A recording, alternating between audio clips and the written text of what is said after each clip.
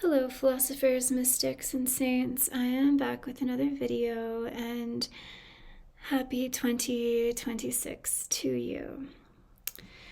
I'm going to be reading a couple of letters by Sabina Spielrein, who is a psychoanalyst from the late 19th, early 20th century.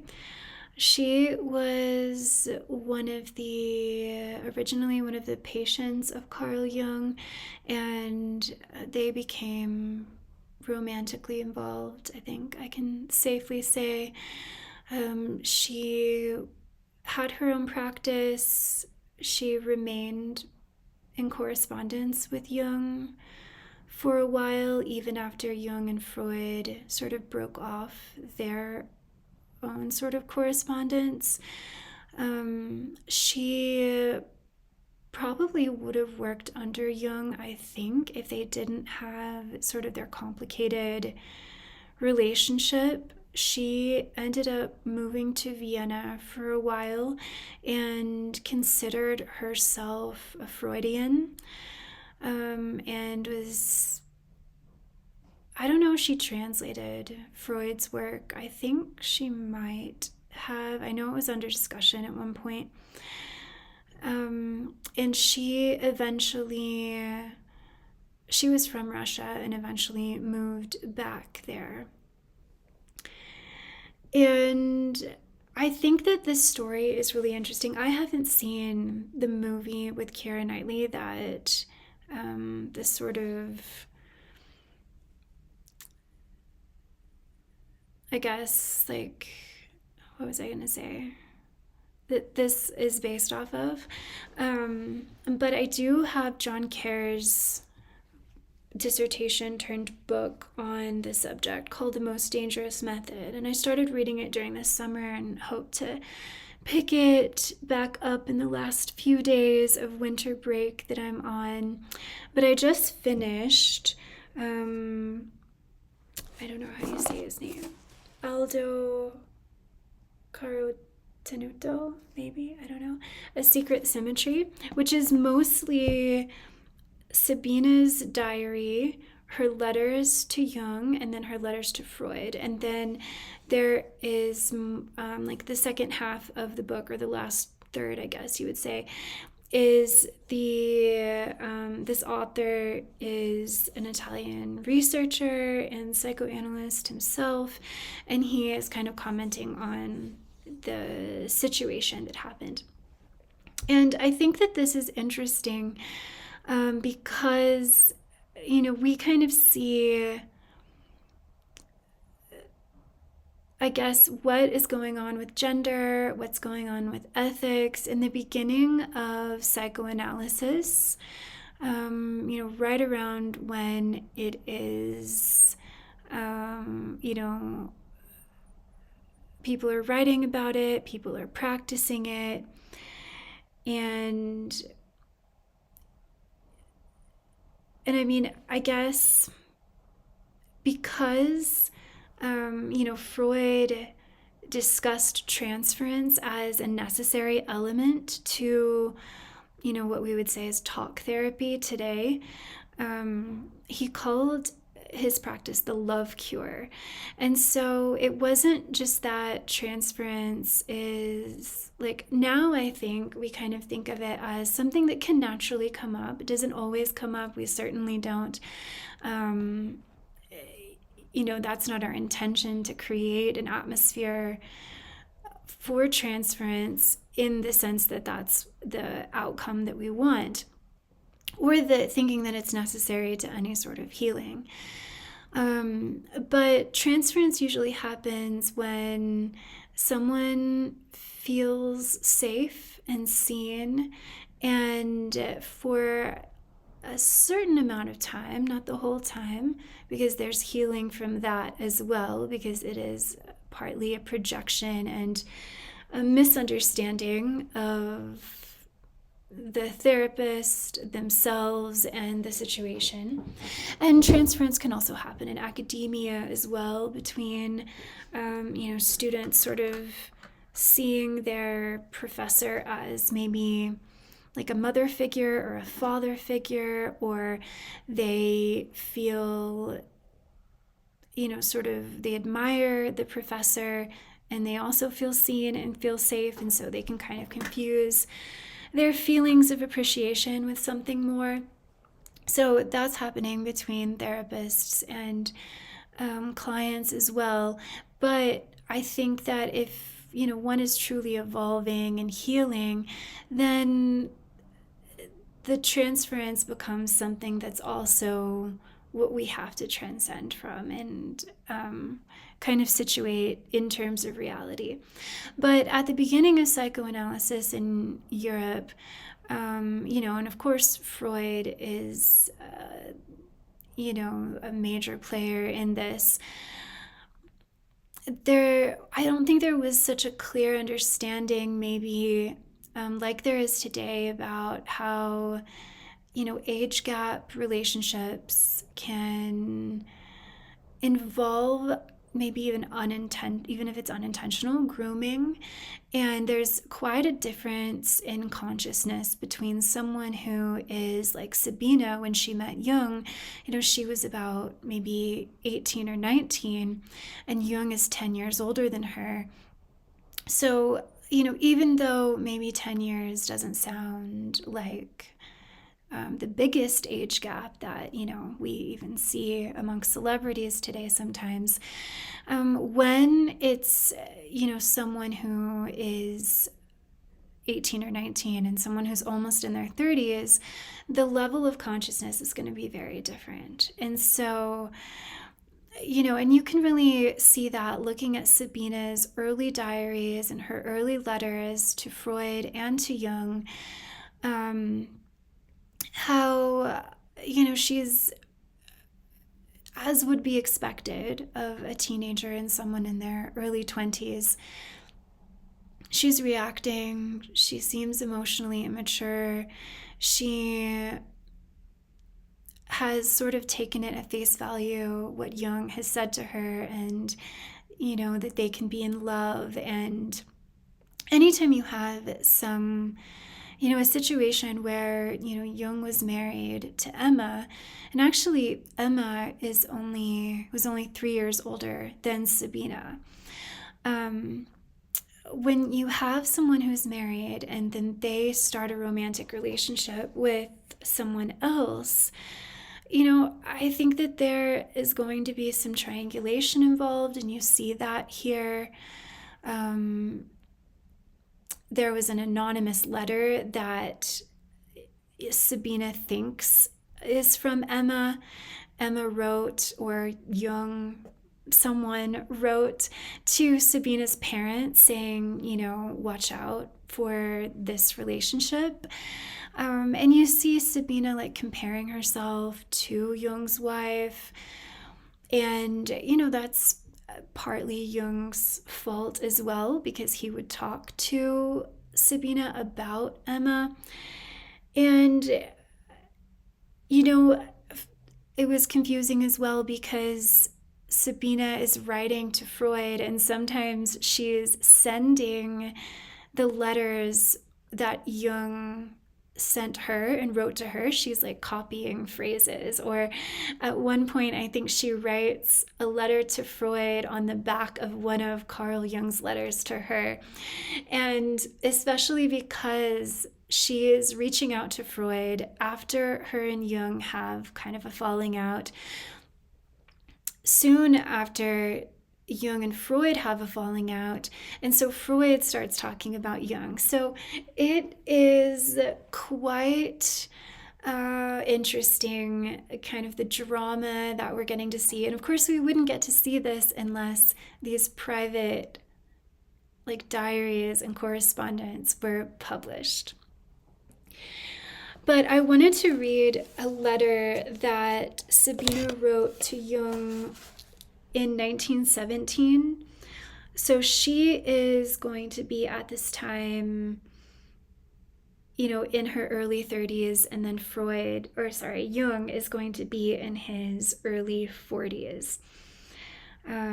He was born 1875 and she was born 1885. And then, of course, Freud is about 20 years older than Jung. Jung met Freud when Jung was in his early 30s and Freud was in his early 50s. So that kind of helps you hopefully like get a context for this. But aside from, the gender dynamics, the ethical kind of mishaps, the drama, etc., that we can kind of learn from the correspondence, I think that it's also been just like personally helpful to me to read her letters because she has her own themes and works and theories. Like she is said to have kind of come up with or really emphasize and articulate the death instinct and the sort of other pole or element of the sexual instinct or the life instinct, looking at how creation and destruction are intertwined. And also what she's trying to do when she's corresponding with Jung after she's married, after she's had kids, after she has become like a Freudian and is working closely with Freud. For some reason, she really wants, like I think she never stopped wanting Freud and Jung to reconcile. I think that even though Jung became very insecure when it was rumored to be like his relationship with not only Spielrein but other female clients, it was rumored and became public that Jung was, maybe experiencing a lot of counter-transference.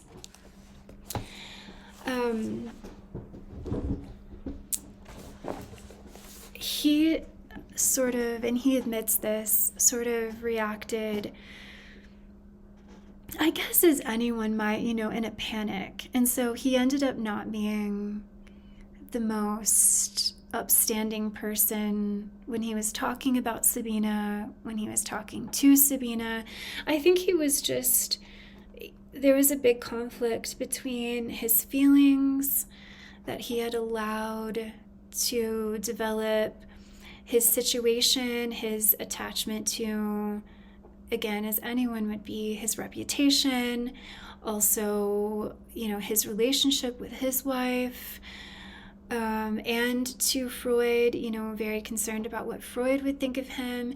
He became sort of defensive and projected out into the world to kind of deal with his own guilt and shame. And, he did say, as a result of engaging with Sabina, that he realized, he said this to Freud and he said this to Spielrein as well. I guess I should use her last name. I don't know why. I noticed that just now that I am calling the female character or person in this relationship by her first name and then the men by their last name. So just want to point that out. So, okay, so let me, what was I even saying? Sorry. I have no idea what I was saying before I got stuck on that. Obviously something about Spielrein, which I'll say her last name now. He was saying that he realized that he had polygamous tendencies, which I think is an interesting sort of response because, I think in today's terms, if someone really did have a revelation akin to that, I think they would call themselves polyamorous. And it is, a valid, I think most, I don't actually know because I haven't read any like research on it, but I'll just speak from my perspective. From my perspective, it seems like society would accept that polyamory is just as legitimate as monogamy. And again, like those two terms are strange because one talks about marriage or indicates marriage etymologically, and the other romance. But I think maybe that also makes sense when you think about like the legality of the polycule.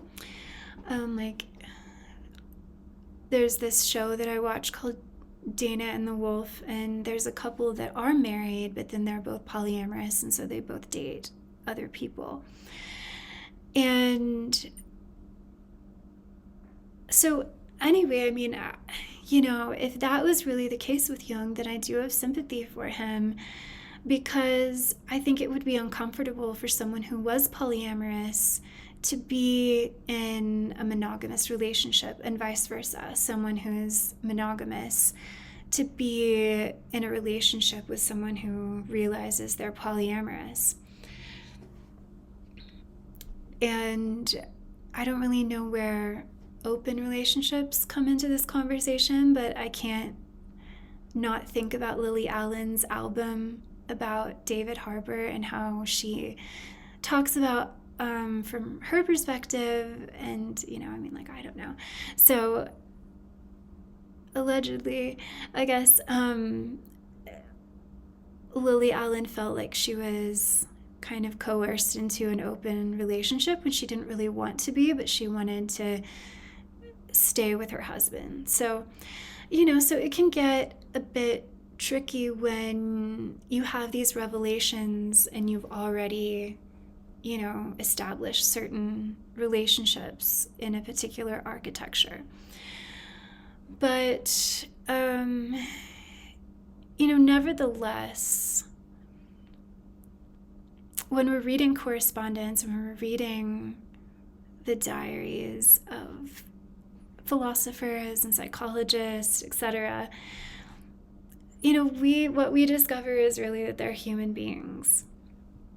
But like I said, I think it has, like reading Spielrein's letters to Jung, I can understand both Freud and Jung better because of what she is sort of pointing out. And so it's helpful in that sense. It's interesting because of the historical time period, and it's kind of interesting, like just kind of fun to read. Who doesn't want to read other people's diaries? Okay, so getting to the actual letter, we have this letter on the 20th of December, 1917. Dear Dr. Jung, I shall try to explain my mental construct to you. You are acquainted with the hypnagogic phenomena which Silberer first described. I begin with the notion that they constitute the first stage of the subconscious thought process. For his part, Professor Buehler asked me whether I ascribed symbol formation to the effects of self-censorship or not. I replied categorically no, because use of symbols belongs to the very essence of the subconscious or subliminal thought process.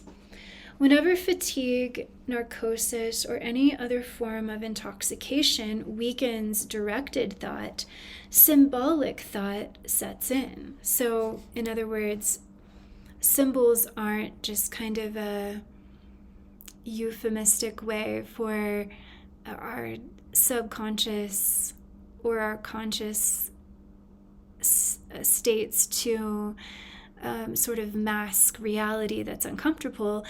Symbolic language to Spielrein is just something that is that comes up when there might be an absence of consciousness. Observation of the hypnagogic phenomena teaches us that the subliminal thought process converts thoughts into symbols, not only visual symbols, but also acoustical, dynamic thought symbols. The subliminal symbols are universal and more archaic than the corresponding conscious thoughts. But there is more to the subliminal thought process, as I wish to demonstrate by means of an example. When I am very tired, I find myself thinking of various things I plan to do. These musings yield a hypnagogic figure, a polygon along whose perimeter I creep. This image dates back to the year 1904. The polygon took shape when I traced out lines corresponding to directions I might take in my actions. This amounts to symbolic portrayal of a conscious thought process. Now comes a continuation that I did not think out consciously. The polygon changes into a wire mesh. I try to scramble up it, but each time a silent dark-haired girl seizes me by the feet and drags me down. This section of the dream merges into or follows a part in which I see a beetle that has fallen into a spider's web. I touch it with my finger, and each time it must begin again from scratch, or at least is set back considerably in its efforts. When I analyze this, the thought immediately presents itself. You would like to climb, and the devil seizes you by the feet and drags you down. These are words from Something by Gorky. This current thought, the continuation, did not filter down from the conscious mind to beneath the threshold. It flowed along independently of the conscious mind from the very beginning. It belonged to the side conscious, or the subconscious, if you prefer this term. In this way, the subliminal train of thought, the notions, reveals not only our conscious, but our subconscious or side conscious thoughts. After what has been said, it should be obvious that analysis of the subconscious presents us with the most interesting problems, which we must work through in subliminal symbolic language because our directed thought suppresses them. To prevent misunderstandings, I emphasize explicitly that it is not only lack of time that causes us to consign many of our complexes to the subconscious, but also lethargy and, am I saying that right? Lethargy, insecurity, etc. In short, reasons of personal effect. Thus, I push the complex music out of my conscious because it aroused too many tumultuous emotions, and I had no real confidence in my ability in this area. Subliminal, and she's talking here about her love for music. She battles for quite a while in trying to understand whether she should have just focused on music as a composer or if she was right to choose psychoanalysis. I think she loves both very dearly, and they sort of speak to the needs that she has. Both the music might be the eros and psychoanalysis might be the logos. That might be how she's seeing it, and she sort of feels torn between them. And she keeps saying how she wishes that her dreams would tell her what she's really supposed to do, because she's worried that she'll never be good at either music or psychoanalysis because she's dividing her sort of passions. And I can sort of understand this because I myself came to my passion late in life. I consider it philosophy. I'd already have a PhD in religion, and before that, degrees in psychology and English. And I sort of loved everything, but not so much that I was willing to sacrifice everything else for any one of the paths. And I think I was choosing what I wanted to study based on, I guess, different reasons and motivations that I don't think are the best foundation for choosing a career or a passion, a vocation.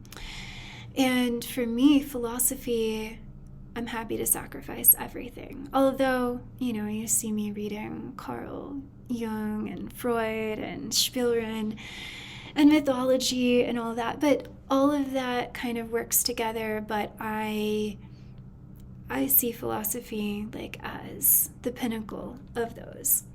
But anyway, that's what she's talking about. But I think it's really helpful how she's talking about symbolism and the subconscious. Like, it's very, it's just very helpful. She said, so she continues to write, subliminal symbols revealed to me that in my subconscious I was preoccupied with my musical vocation. Now, even though one pushes the above-mentioned sort of complexes out of one's conscious, they are completely capable of being raised to consciousness, since they are not condemned and banished like the instincts. So I like how she's creating nuance here, and it's not all just, one sort of category of thoughts and feelings and beliefs, etc., that get sort of repressed or pushed into the subconscious. There are other reasons and other paths from consciousness to the subconscious. Or, as she says, thoughts or energies are independent of the conscious mind and maybe emerge alongside. Which, I think that it makes sense that our psyche is complex like that. They are not barred from the conscious by any censorship in this sense. In contrast, there exist certain organic, brutal urges which so starkly contrast with our conscious ego that one feels human precisely because one has finally succeeded in dominating these wishes to the point that one does not see a trace of them.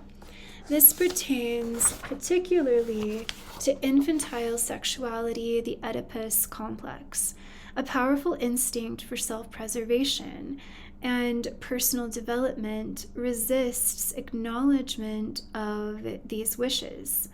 This is what Freud calls censorship. In normal persons, these wishes are sublimated, i.e., these animalistic survivals are drained of most of their energy, which is transferred to higher regions, or at least to normal amorous activity. This takes place under the influence of the higher needs in us, which draw off energy like a magnet. Yet the traces of infantile sexuality in us do not entirely vanish. Energy is constantly surging back into the old paths, and in the process, pleasurable feelings are aroused whose source cannot be allowed to enter our conscious. Any part of the life of the psyche that is born of instinct presents simultaneously a symbolic expression of this instinct. And because the outgrown infantile sexual wishes in particular are prevented by censorship from speaking the language of consciousness, they likewise employ a subliminal symbolic language. But even without censorship, they would have their subliminal language, because the conscious is only a focal point, which can absorb very little. Censorship merely manages to keep these wishes unconscious. In contrast to those psychic tendencies discussed earlier, a mighty barrier is created between these thoughts in the depths and conscious thoughts. Now I would like to portray all of this in a diagram, and the diagram is copied here. Just one second, I need to get a drink of water. This diagram depicts the following. everything not in the conscious is subconscious. In the cone ABC, the life of the individual psyche broadens into the collective psyche. The more so, the deeper it goes. The unconscious part of the subconscious likewise forms its sphere of influence somewhere below or to the side, hence the two representations. And she kind of has like two cones, I guess like inverted and connected at their base. And then the unconscious is also kind of a part that's sticking out. I might try to include it as the thumbnail so you can see it. It sends out impulses which are psychically active and can give rise to images. Just as the body emotions described by Schirner are portrayed in the subconscious, hence symbolically, so too these infantile impulses will lead to the formation of symbolic images. A powerful force, censorship, which I depict here as surface AC, separates these psychic contents somewhere in the subconscious, represses them, and prevents their emerging into consciousness. This area in the subconscious, graphically speaking, is the preconscious. Possibly it is more correct to speak of a censorship zone and to call the preconscious the subconscious. That I have not yet decided. Though the processing they undergo in the censorship zone, the offshoots of the repressed impulses are first given a suitable moral guise. They receive this simply because they cannot penetrate directly into the conscious as an indirect result of censorship. This is my view of the matter. It differs from Freud's by the nuance that Freud does not give consideration to the subconscious as a separate entity. The subconscious possesses a high degree of moral cultivation, since it is the repository of the entire history of human development. Thus, the subconscious processes.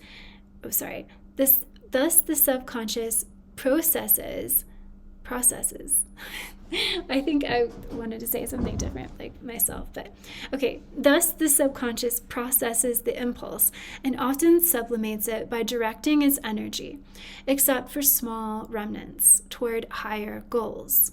Analysis of the subconscious reveals this mechanism to us. I picture the genesis of the dream symbol as follows. Several factors are involved, 4 of which I am familiar with, and these are 1 and 2, conscious and unconscious psychic contents. 3, body emotions, see Schirner. 4, repressed wishes, i.e. infantile wishes emanating from the unconscious, and other wishes condemned by internal censorship. All these factors contribute to the formation of a specific symbolic image. Any complete analysis would have to reveal at least these 4 factors. In the example with the girl who drags me down, I analyze the conscious and subconscious thoughts. A Freudian analysis presents no difficulties to the initiate. I no longer remember the body emotions, organ sensations I experienced at the time. One might think that an awkward position of the feet during sleep might help explain the choice of symbolism.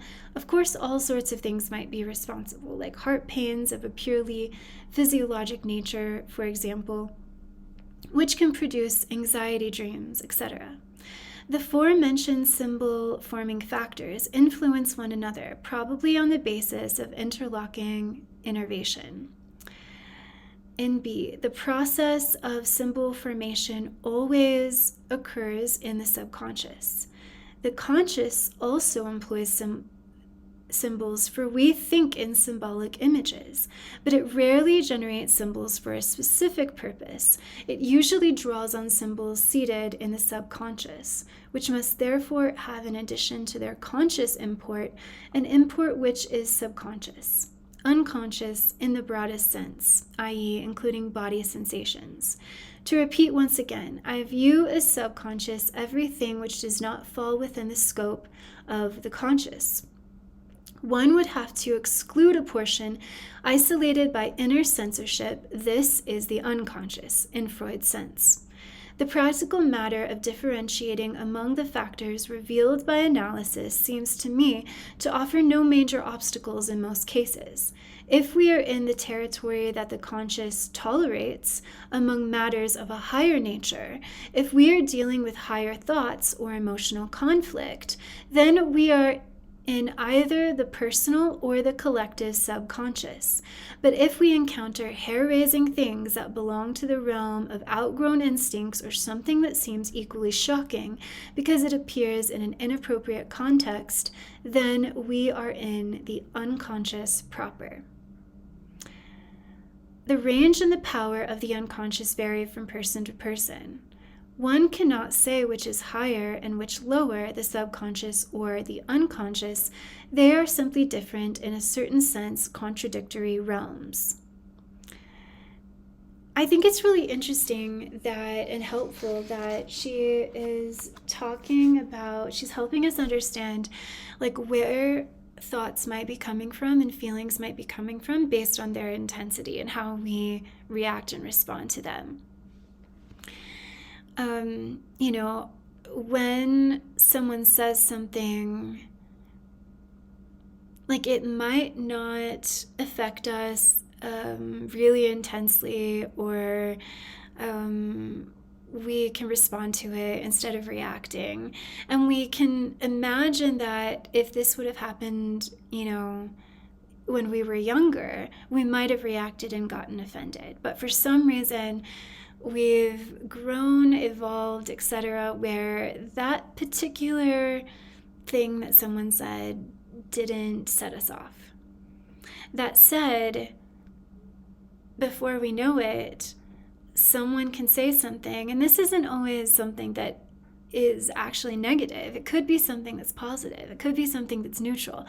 But for some reason, we can understand where what is at stake and how deeply it is at stake for us in terms of our psyche, maybe our trauma, our wounds, our habits from the past, our unconscious reflexes. Based on, maybe someone says something and our body tightens up and we just get really stressed out and we suddenly lose the ability to articulate and think in a reasonable way. We know that there's something going on. That's a great opportunity for shadow work, I think, because, you can think about, and this is often what happens when we're reflecting later on, why didn't we say this? Why didn't we pause and think of a more dignified response or a more neutral response? Or, it's because our conscious self kind of went offline and our unconscious was, I guess, something in our unconscious was triggered, and it's hard to deal with in the moment, right? Especially if you're having a conversation with someone, like in real life, and not through, or in I don't know what you would call that, like present time, not through text or email, etc., but you're having a conversation.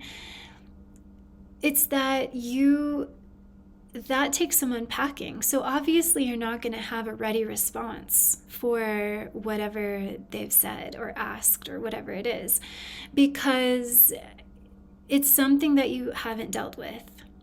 Even if you see it as a pattern, when people say this or when they ask this or whatever, when I feel this from them, then I'm always kind of rattled.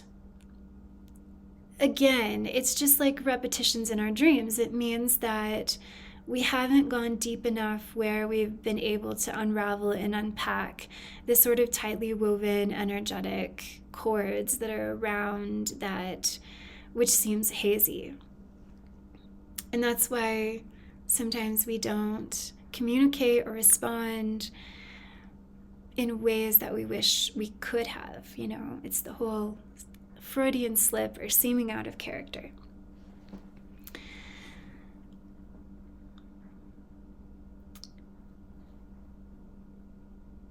In practice, what matters is less the precise classification than one's intuitive understanding of the patient, because practical psychotherapy is a healing art. You say that too, after all. We need scientific findings only for the sense of direction they give us. Now I shall leave the question of emotion and other matters for my next letter. P.S. What does standard deviation mean? With best wishes, S. Spielrein Scheftel. And then she has an addendum, which I think I'll go into later or next video because it's, quite long. As she says at the end of that addendum, that is enough for now.